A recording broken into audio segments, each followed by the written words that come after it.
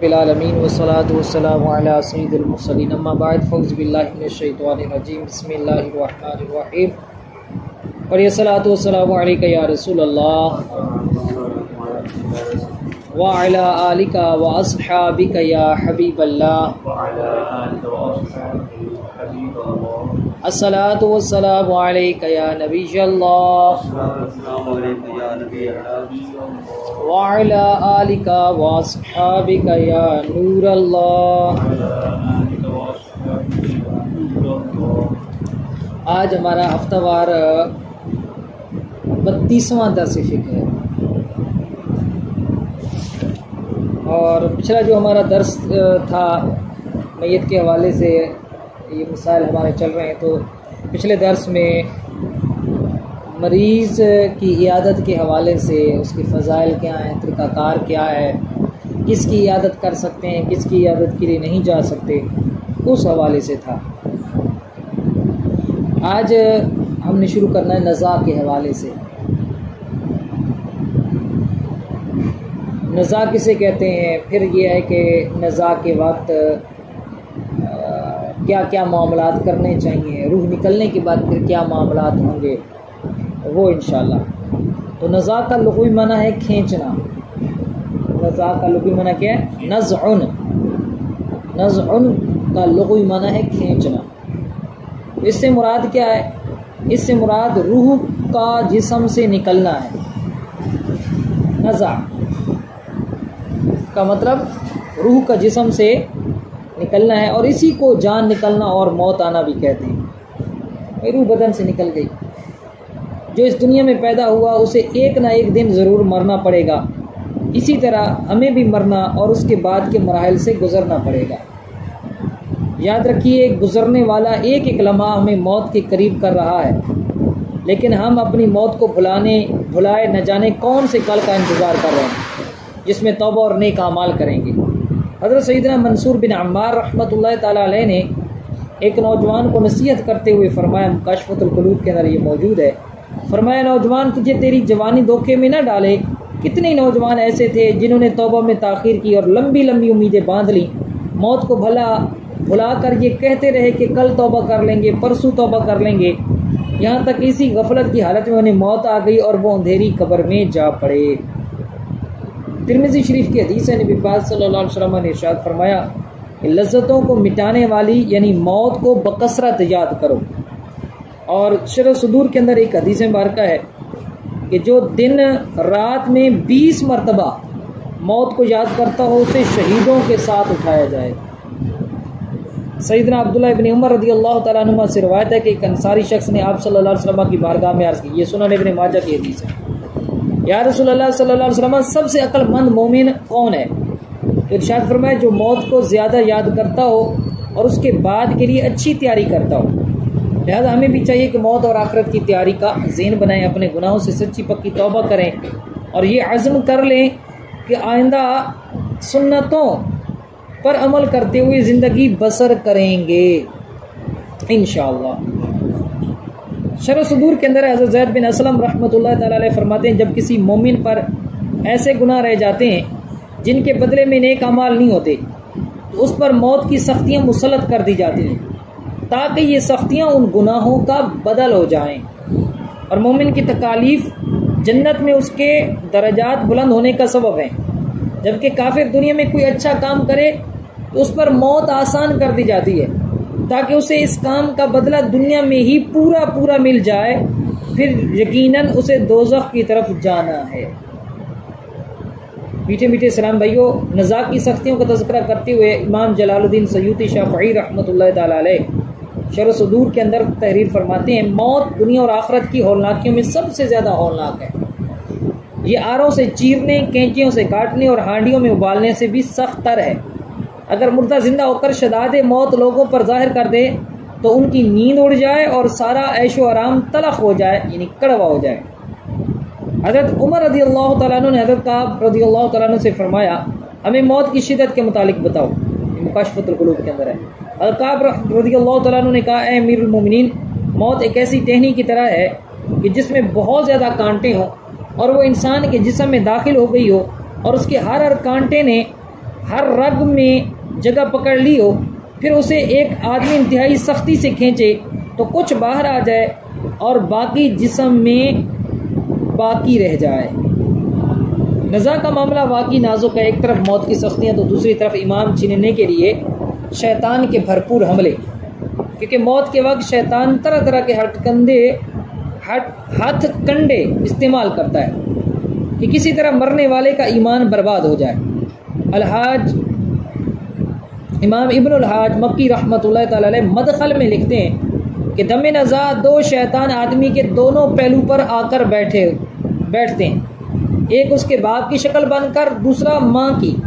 एक कहता है ये वो शख्स यहूदी होकर मरा, तू भी यहूदी हो जा कि यहूद वहाँ बड़े चैन से हैं। दूसरा कहता है वो शख्स नसरानी होकर दुनिया से गया, यानी वो अपने बारे में कहता है, बेटा जैसे वो माँ होगी तो बेटा मैं तो ईसाई बनकर मरी थी, तू भी नसरानी हो जा, ईसाई हो जा, कि नसारा वहाँ यानी अगले जहां में बड़े आराम से हैं।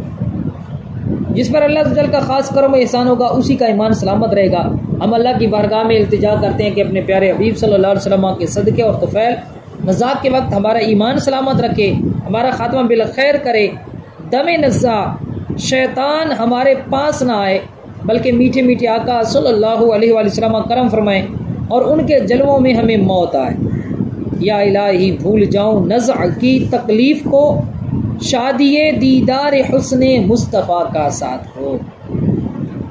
अब कुछ मसाइल नज़ा के हवाले से आपके सामने पेश करते हैं कि जब किसी पर नज़ा का वक्त तारी हो तो इन अहकामात पर, इन बातों पर अमल किया जाए। जब मौत का वक्त करीब आए और अलामतें पाई जाएं तो सुन्नत ये है कि मरने वाले को दाहिनी करवट पर लिटाकर किबले की तरफ मुंह कर दें। क्या करना है जी? सीधी करवट पर लिटाकर किबले की तरफ मुंह कर दें। या ये भी जायज़ है कि चित लटाएं, यानी पीठ के बल, और किबला को पाँव करें कि इस सूरत में भी किबला की तरफ मुंह हो जाएगा, लेकिन इस सूरत में सर को थोड़ा ऊंचा रखें। चरपाई करो, मतलब पांति इधर कर दें किबले की तरफ और सर के नीचे तकिया रख लें किबले की तरफ, इस तरफ भी चेहरा हो जाएगा। अगर किबला को मुंह करना दुश्वार हो कि इससे तकलीफ होती हो तो जिस हालत पर है छोड़ दें, तकलीफ नहीं देनी। फतावा शामी के अंदर ये मौजूद है। अच्छा, मोमिन की मौत की अलामात क्या है? हज़रत सुलेमान फ़ारसी रज़ी अल्लाह तआला अन्हु फरमाते हैं, नवादिरुल उसूल हकीम तिरमिज़ी की किताब है, उसके अंदर ये मौजूद है कि मैंने रसूलुल्लाह सल्लल्लाहु अलैहि वसल्लम को फरमाते सुना, मरने वालों में 3 अलामतें देखो। अगर उसकी पेशानी पर पसीना आए, आंखों में आंसू आए और नथने फैल जाएं, तो ये अल्लाह अज़्ज़ वजल की रहमत है।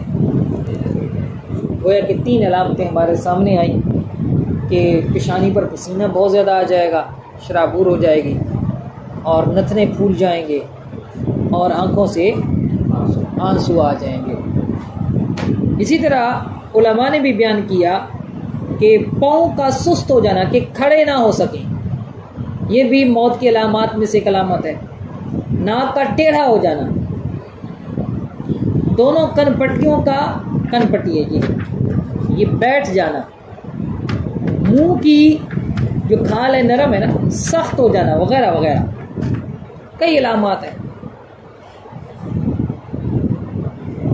जो करीबुल मर्ग हो ना, मरने के करीब हो, इस तरह की अलामात पाई जा रही हैं।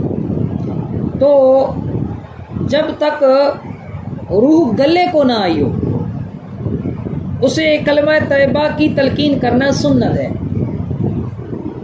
चुनाचे हज़रत अबू सईद खुदरी रज़ी अल्लाह तआला अन्हु से मरवी है, नबी पाक सल्लल्लाहु अलैहि वसल्लम ने इरशाद फरमाया, अपने मरने वाले को कलमा तैयबा यानी ला इलाहा इल्लल्लाह की तलकीन करो।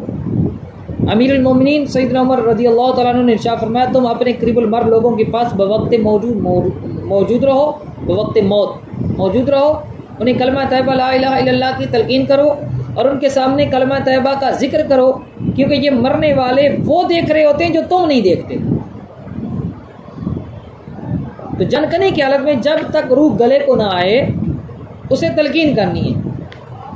तलकीन का क्या मतलब है? उसके पास बुलंद आवाज़ से आपने पढ़ना है अशहदु अल्ला इलाहा इल्लल्लाहु व अशहदु अन्ना मुहम्मदन या व अशहदु अन्ना मुहम्मदर रसूलुल्लाह, या फिर कोई कलमा तैयबा पढ़े ला इलाहा इल्लल्लाह मुहम्मदुर रसूलुल्लाह, ला इलाहा इल्लल्लाह मुहम्मदुर रसूलुल्लाह। उसको ना कहें कि तुम कलमा पढ़ो, आपने उसके पास बार बार कलमा तैयबा या कलमा शहादत पढ़ना है, उसको कलमा पढ़ने का हुक्म नहीं देना। अच्छा, जब वो कलमा पढ़ लेना तो फिर क्या करना है? फिर आपने तलकीन को मौकूफ कर देना है, तलकीन ख़त्म कर देनी है।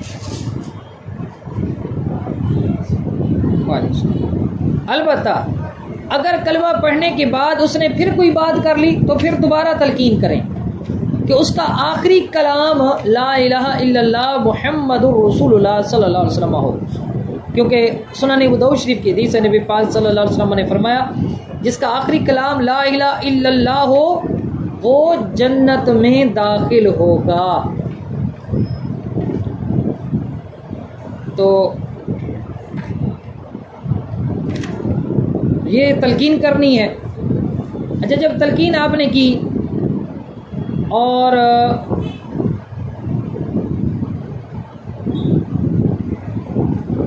तलकीन करने वाला कौन हो, बेहतर ये है कि जो तलकीन कर रहा है ना वो नेक शख्स हो, परहेजगार हो, और ऐसा भी ना हो कि उसको इसके मरने की खुशी हो।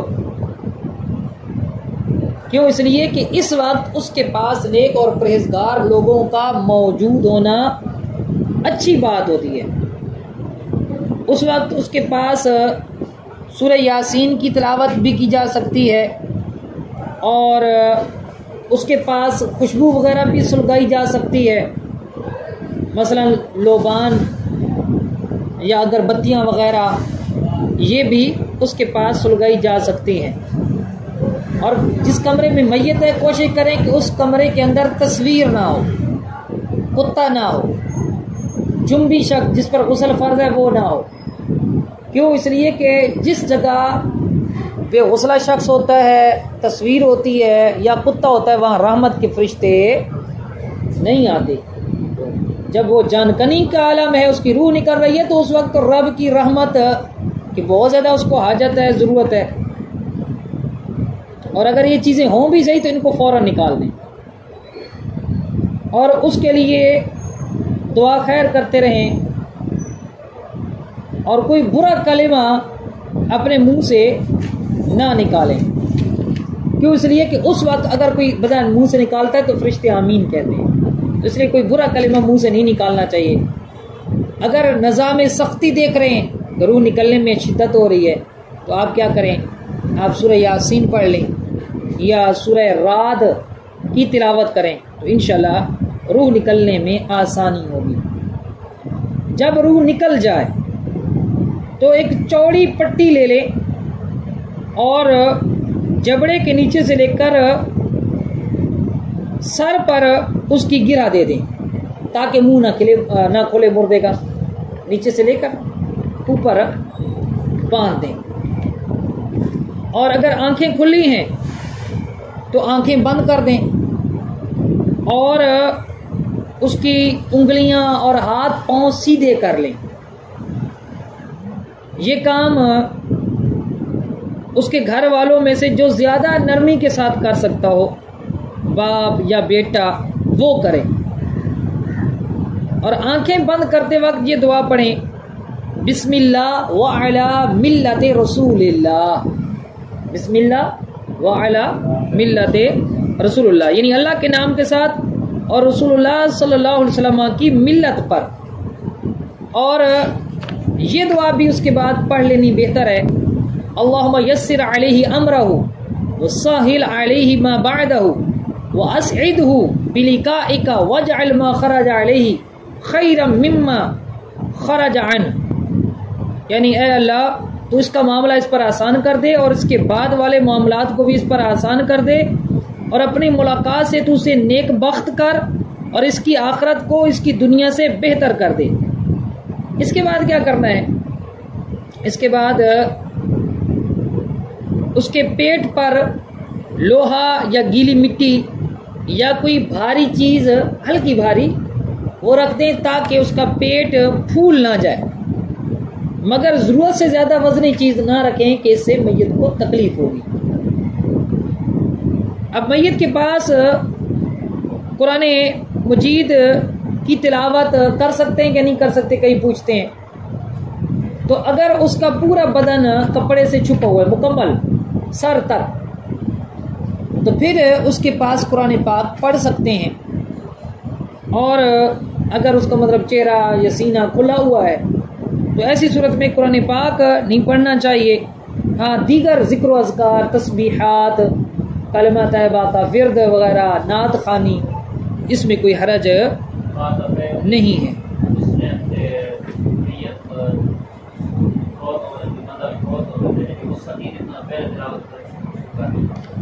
हाँ, गुस्ल से पहले भी तिलावत कर सकते हैं, ज़रूरी नहीं कि गुस्ल के बाद करें, लेकिन जब तिलावत करें तो पूरा कपड़ा लपेट दें, मतलब पाँव से लेकर सर तक कपड़े के साथ मैयत को ढांप लें।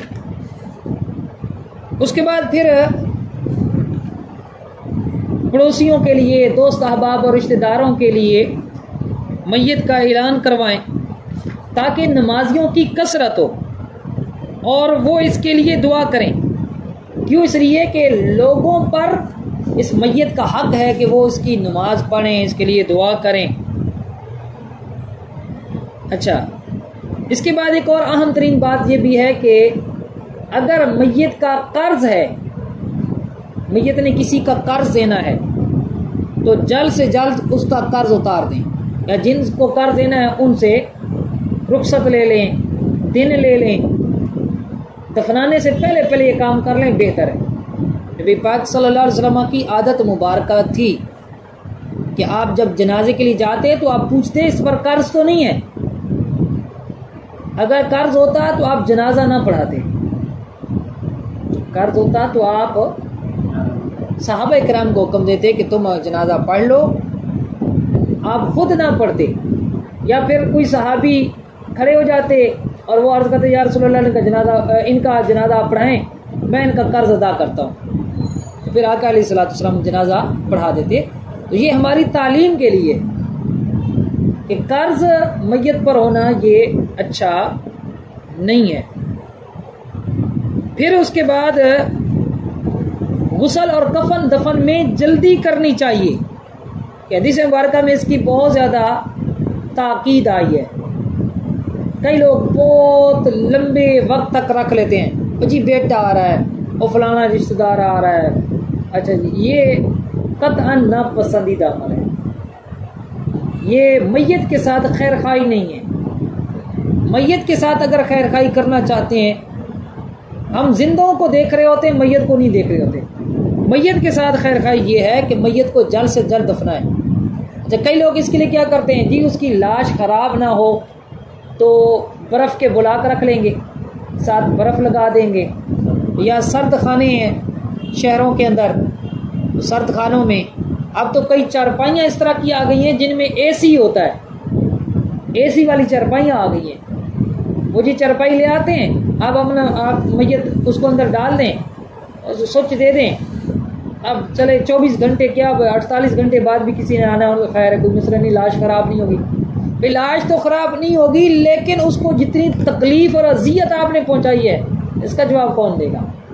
ये नाजायज़ है कि मैयत को सर्द खानों में रखवाना, बर्फ़ के बुलाक उसके ऊपर डाल देना इस तरह, और बिला वजह ज़रूरत नहीं है। क्यों? इसलिए कि कुछ देर के बाद आप उसका गुस्ल दें, गुस्ल देने के बाद जनाजा पढ़ें और दफना दें, रब की रहमत के सुपुर्द करें। अच्छा, फिर ये भी हो सकता है कि आपने ज़्यादा देर रखा तो मैयत ने उसके जिस्म से बू आने लग गई, तो कितनी बेहुरमती हुई, लोग कितने बातें करेंगे, ओ यार फलां दी तलाश है बू आनी पई है।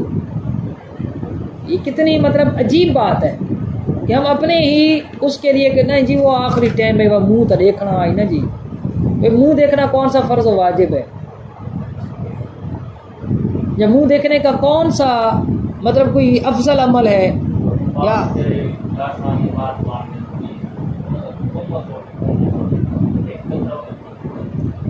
अब देखें ना, मुंह देखने की कोई फजीलत बयान नहीं की गई कि भाई तुमने मैयत का मुंह देखना है। हाँ, हम मुंह देखते हैं एक तो इबरत के लिए कि हमें इबरत हासिल हो जाए, जिनको हम जानते हैं नहीं जानते, जनाजा पढ़ते हैं मुंह देखते हैं इबरत के लिए, यार ये भी चला गया हमने भी जाना है।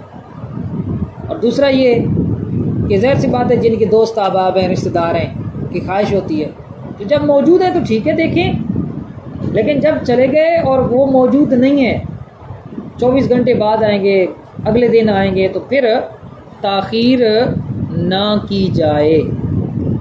अच्छा, कुछ चंद बातें हैं कि मरते वक्त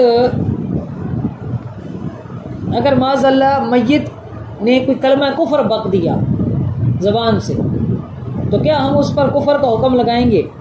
क्या अब ये काफिर हो गए, इसको वैसे ही जाके दाब के आ जाएं, इसने तो कुफर बक दिया ना, अब तो इसका जनाजा नहीं पढ़ेंगे, गुस्ल नहीं देंगे, कफन नहीं देंगे, इसको तो वैसे ही दाबेंगे, जाके जनाब मिट्टी के अंदर डाल के आ जाएंगे, ये तो मर गया मरदूद, ना फतह ना दरूद। और ना भाई, ऐसा नहीं है।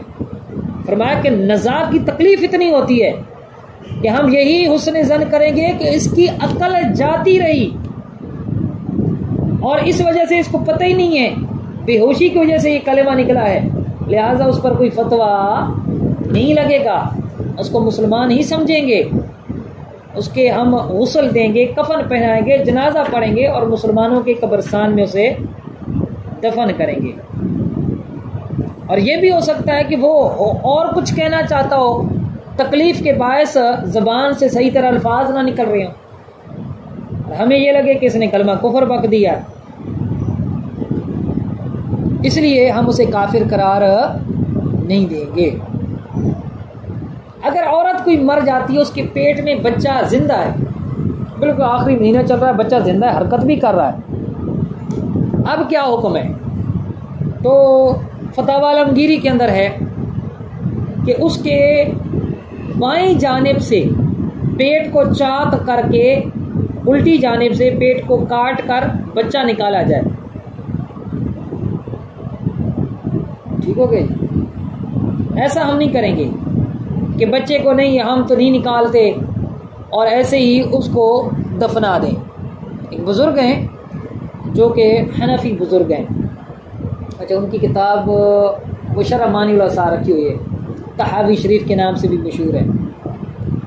अच्छा, इमाम शाफ़ई के नज़दीक मसला ये है कि अगर औरत मर गई, पेट में बच्चा है, तो उनके फ़िक्र में मसला ये है कि नहीं, पेट चाक नहीं करेंगे, औरत को वैसे ही दफना देंगे। जबकि अहनाफ के नज़दीक ये है, हम हनफी हैं, इमाम आज़म अबू हनीफा के मुक़ल्लिद हैं, हमारे नज़दीक मसला ये है कि माँ का पेट चाक करके ज़िंदा बच्चे को निकाला जाएगा। अच्छा, ये जो इमाम तहावी रहमतुल्लाह ताला अलैह थे ना, ये इनके साथ यही मामला पेश आया था। ये माँ के पेट में थे और आखिरी मतलब था सिलसिला महीने का और बिल्कुल विलादत करीब थी, इनकी वालदा फौत हो गई, तो इनका पेट, वालदा का पेट चाक करके इनको निकाला गया था। तो ये पहले शाफ़ई बुजुर्ग थे, इमाम तहावी रहमतुल्लाह ताला अलैह पहले इमाम शाफ़ई के मुक़ल्लिद थे और फ़िक़्ह शाफ़ई शवाफ़े को ये तक़वियत पहुँचाते, बहुत बड़े आलिम हैं, बड़े पाए के मुहद्दिस गुजरे। अच्छा, जब इन्होंने ये मसला पढ़ा ना, इन्होंने कहा भाई मैं तो उस इमाम की तकलीद कर रहा हूँ जो तो मुझे मारना चाहता था, मैं उस इमाम की तकलीद कर रहा था जो मुझे मारना चाहते थे। उन्होंने कहा नहीं जी, मैं इमाम आज़म का मुक़ल्लिद हूँ, क्योंकि इन्होंने मेरी जान बचाई है, इनके मसले नहीं।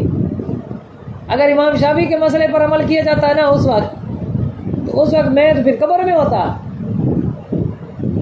बहरहाल अहनाफ के यहाँ ये है कि उसका पेट चाक करके उसको निकाला जाएगा। अच्छा, बस औक़ात ऐसा भी होता है कि हामिला औरत मर जाती है, उसको कब्र में दफना देते हैं, वो किसी के ख्वाब में आती है कि भाई मेरी कब्र खोदो, मेरे पेट में बच्चा जिंदा है या बच्चा पैदा हो गया है, वो कब्र में है, तुम चाक करो, कब्र को खोदो और उसको निकाल लो।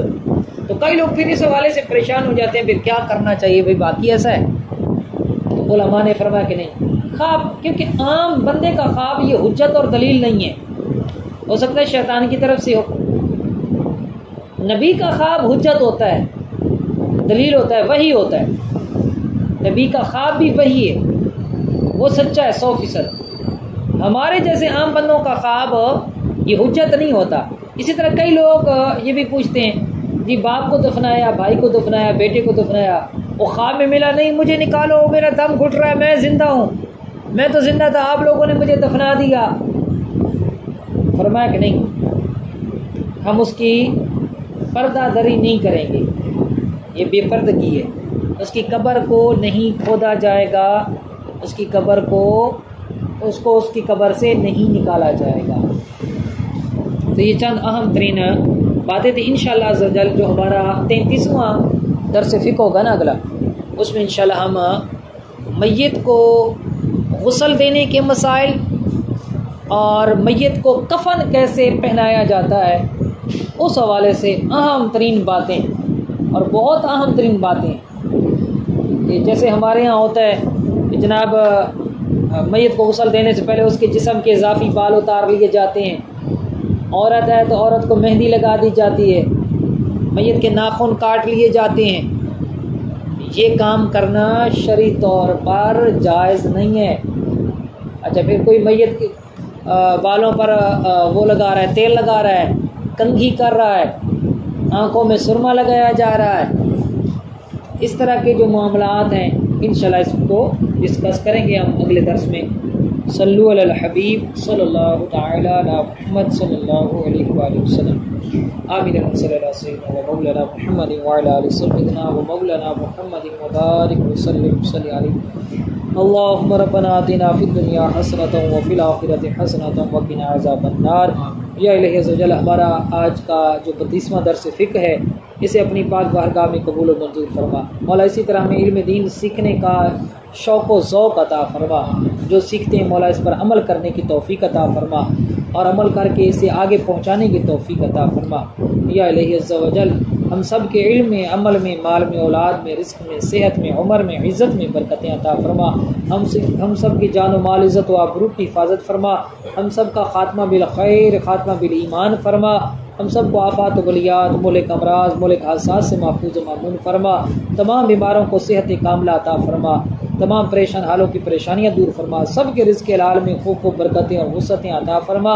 ला इलाहा इल्ला अंत सुब्हानका इन्नी कुन्तु मिनज़ ज़ालिमीन। सल्लल्लाहु तआला अला खैरि ख़ल्क़िही व नूरि अर्शिही मुहम्मदिन व अला आलिहि व अस्हाबिहि अजमईन बिरहमतिका या अरहम।